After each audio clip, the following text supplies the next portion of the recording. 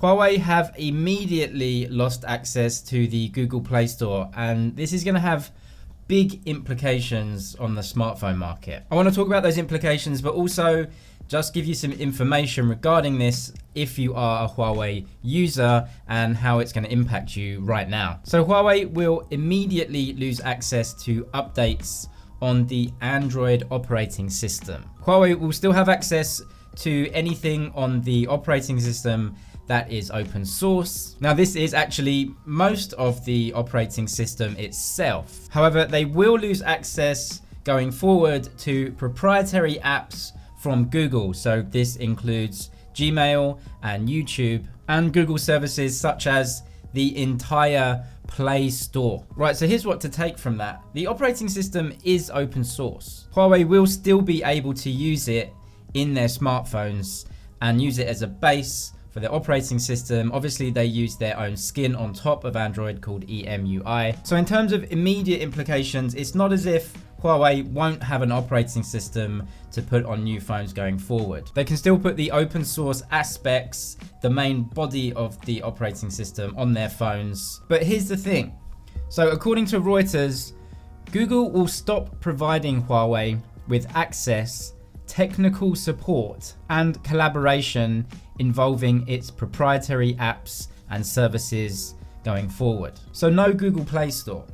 Now, if a phone doesn't have the Google Play Store, then that's going to be a big problem. See, even though the base of the operating system is open source, it's actually pretty useless without Google services. And if you don't have access to them, then you've got some big issues. So just to be really clear about this, if you're looking for information, if you are a Huawei smartphone owner at the moment. According to Reuters, but users of existing Huawei devices who have access to the Google Play Store will still be able to download app updates provided by Google. Apps such as Gmail are updated through the store, unlike operating system updates, which are typically handled by phone manufacturers and telecoms carriers. So here's what that means. If you have a Huawei now, actually you won't see much change. You can still see and use the Play Store and still receive updates through that. Even if you use Google services such as YouTube,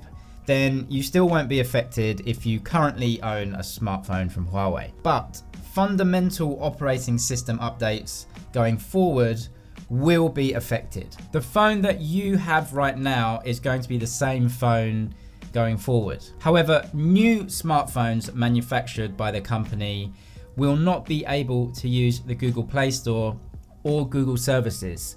And that's a big deal. So how are Huawei going to get around this? Well, actually, in mainland China, they already use their own app store called AppGallery. This is a completely separate Chinese-based app store that is not anything to do with the Google Play Store. This has lots of apps and Chinese versions of apps from Chinese-based companies such as Tencent and Baidu and various other big companies in China that make all sorts of apps. But these apps are really of absolutely no use outside of China. See, whilst people inside of China have no option other to exist within the wall, and actually there are a lot of different service providers in China. For example, you can't use Facebook, but you can use Weibo. You can't use YouTube, but you can use Bijan or Youku or iQIYI or many other different video streaming apps. You can't use WhatsApp or Line, but you can use WeChat. The list goes on. Every single service and app that you use on your phone outside of China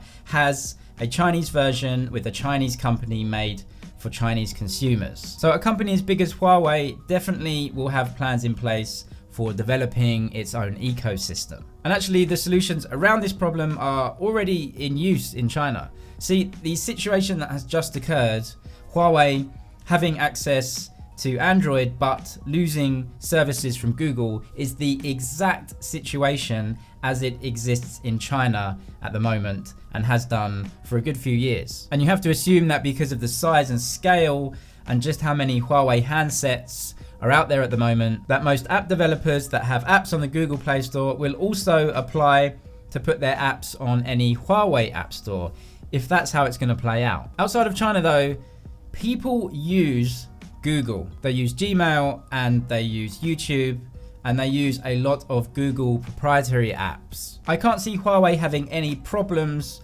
providing solutions around this, but as consumers, if the access to Google services is blocked on Huawei devices, then what are you going to do?